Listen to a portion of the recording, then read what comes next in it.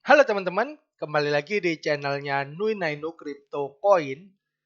Di video kali ini, Nui Nainu akan menjelaskan apa itu impermanent loss yang terdapat pada liquidity pool.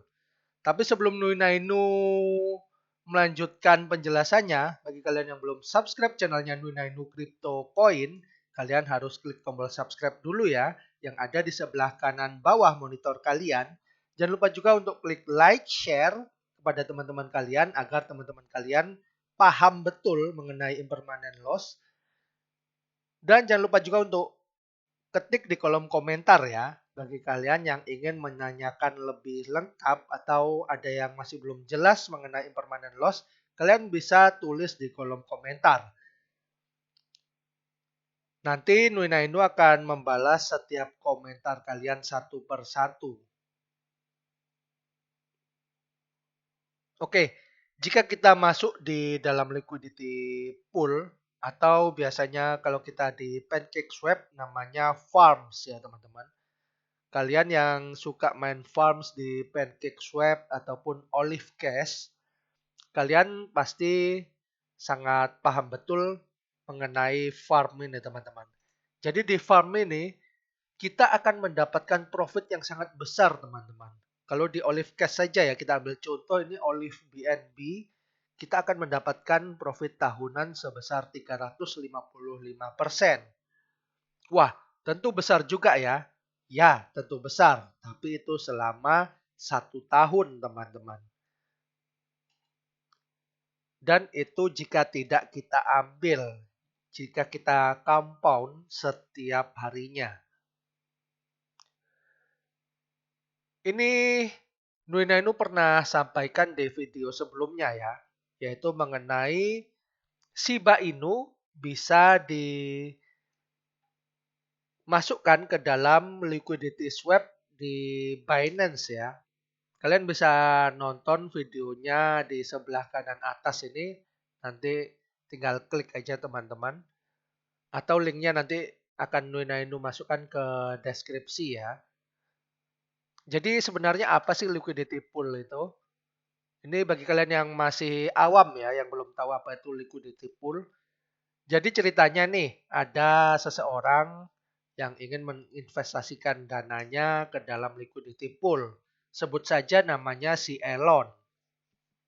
Elon ini mempunyai uang sebesar 200 USD.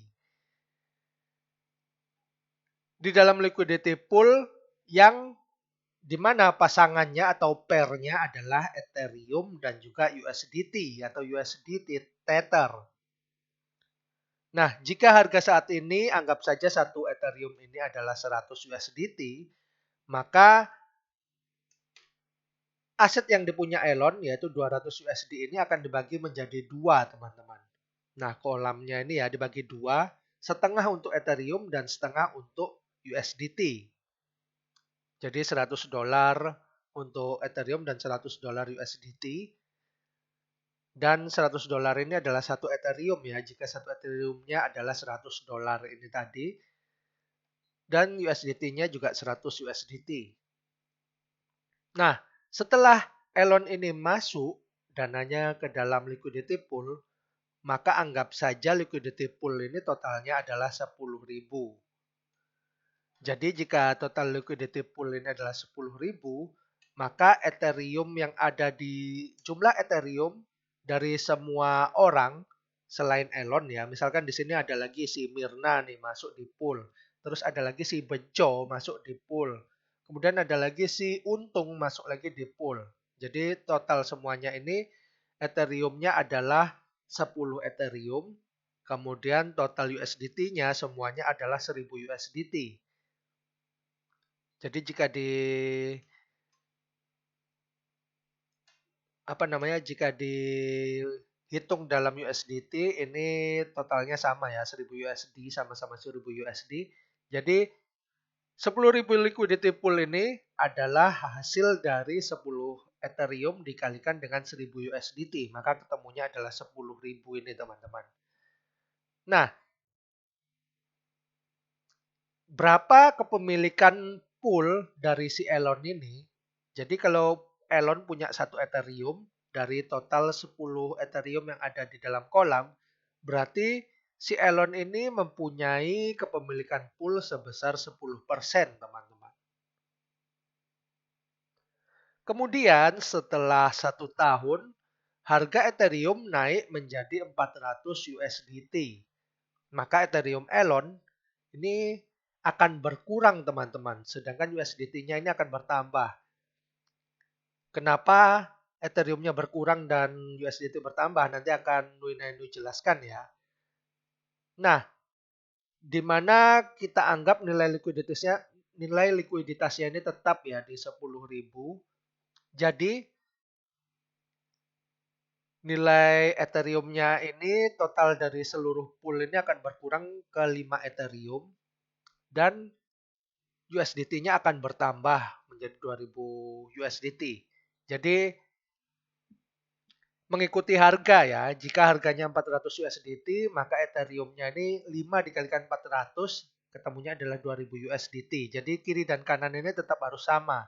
Itulah yang dinamakan arbitrase, teman-teman. Nah, arbitrase ini adalah untuk menjaga liquidity pool ini, teman-teman. Jadi ketika kita hitung 5 dikalikan 2.000, ketemunya tetap 10.000 ya. Jadi asetnya Elon, kepemilikannya Elon kan 10% dari total pool keseluruhan ya. Jadi 10% dari 5 Ethereum, dari sebelumnya 1 Ethereum menjadi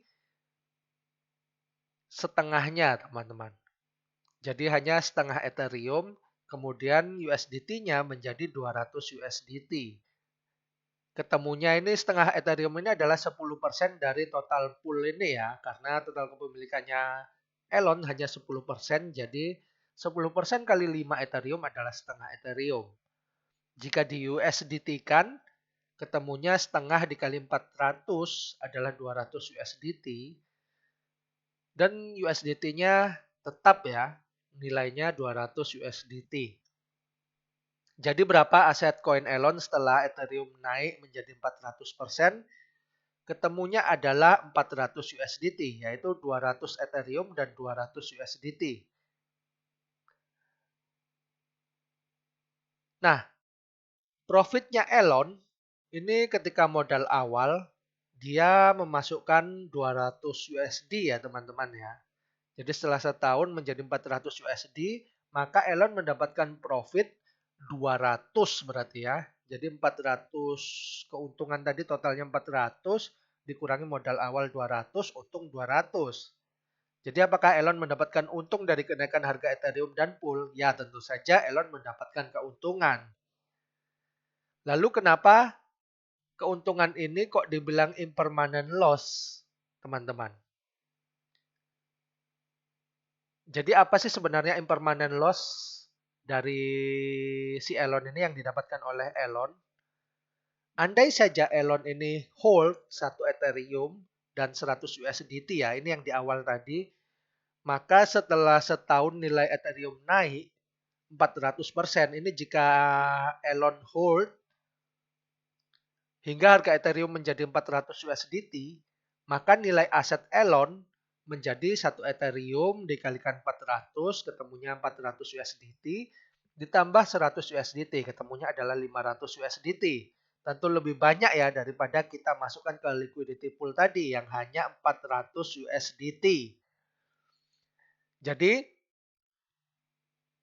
di sini Elon mendapatkan kerugian keuntungan yaitu sebesar 100 USDT. Jadi 100 USDT ini jika dibandingkan 500 USDT, maka hasil yang didapatkan dari impermanent loss Elon adalah 20% ini teman-teman. Yaitu 100 dolar itu tadi. Nah, ini adalah grafiknya. Jadi kalau kita lihat di sini ya, jika kita profit 400%, di sini ketemunya titiknya, maka kita akan terkena impermanent loss sebesar 20% di sini teman-teman. Jika kenaikan harga koin kita jadi 500%, maka impermanent loss-nya adalah 25%. Seperti itu ya. Jadi kalau Ethereum naik 5 kali lipat, maka impermanent loss-nya jadi 25%. Nah, seperti ini hitung-hitungannya teman-teman. Kalau harganya naik ke 150%, maka impermanent loss-nya adalah 2%.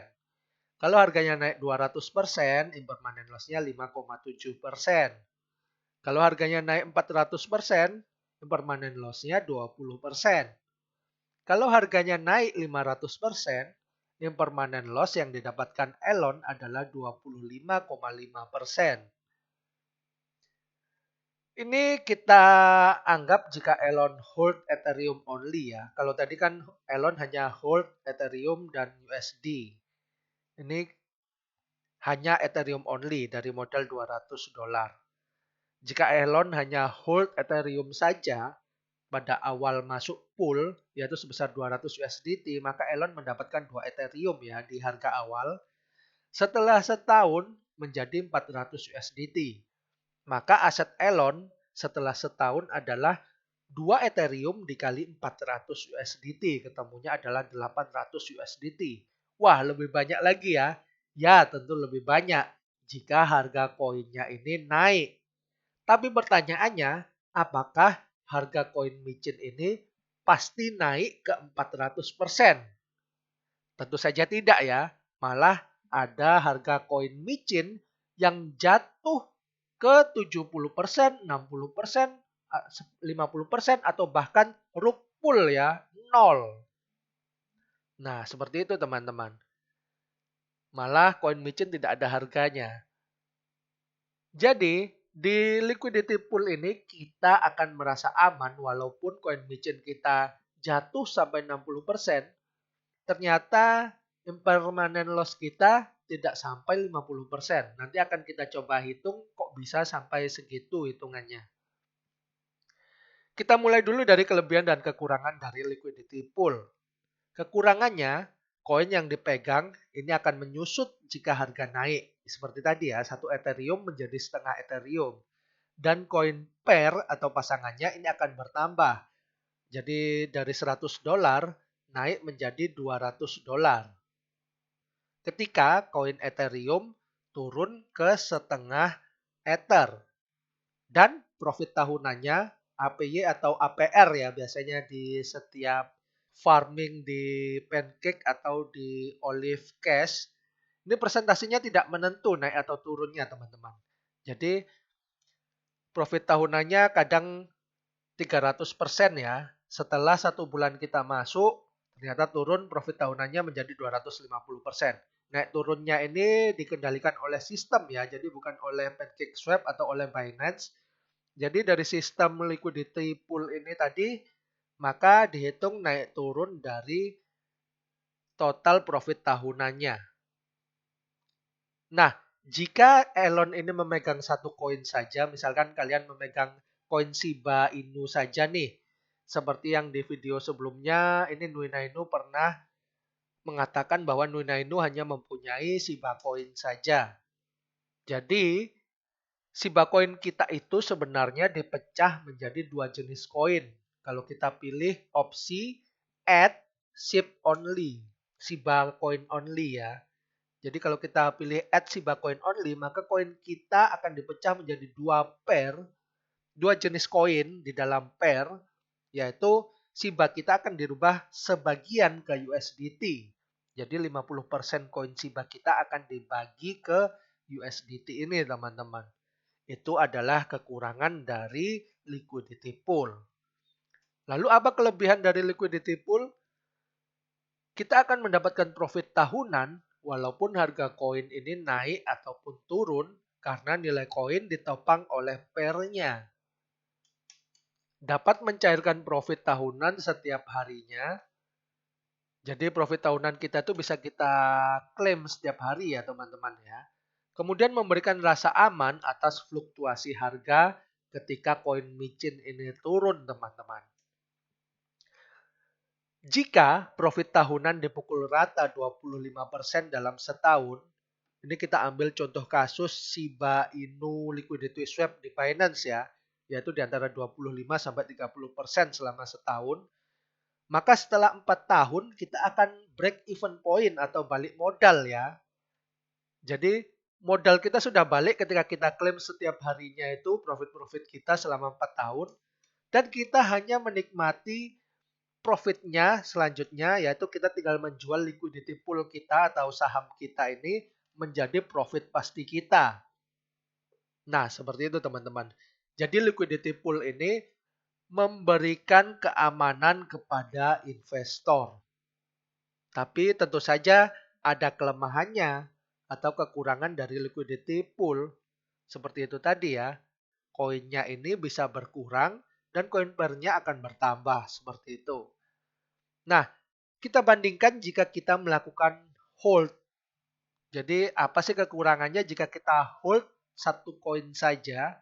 Jadi jika harga turun, ini holder tidak akan mendapatkan keuntungan apapun ya. Tidak akan mendapat keuntungan sama sekali. Jika harganya turun, ini holder tidak akan mendapatkan keuntungan. Yang pasti mendapatkan kerugian ya kalau dijual koin Shibanya.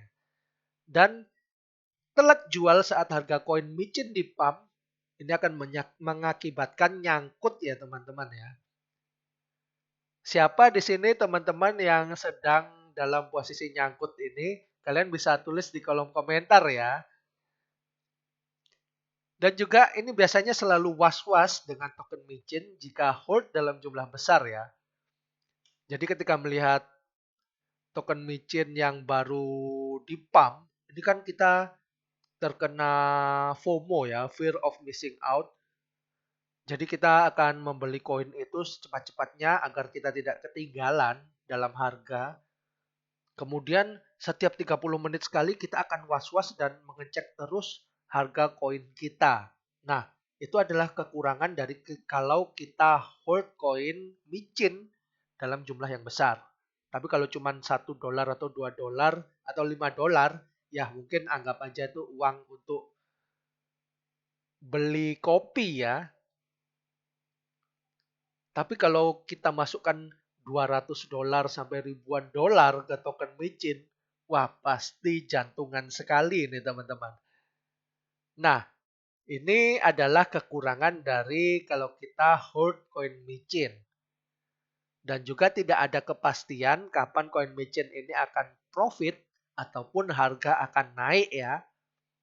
Jadi entah itu 1 tahun lagi, entah itu 10 tahun lagi, kita nggak akan tahu ya kapan koin itu akan naik berkali-kali lipat.